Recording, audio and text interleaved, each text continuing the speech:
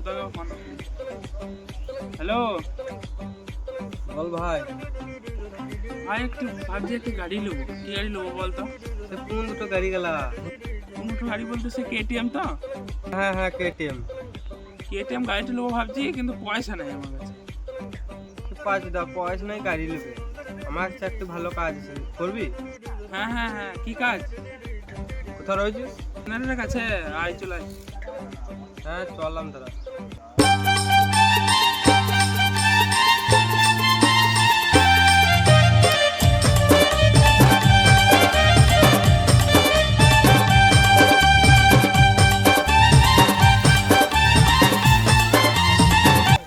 ধর না বস।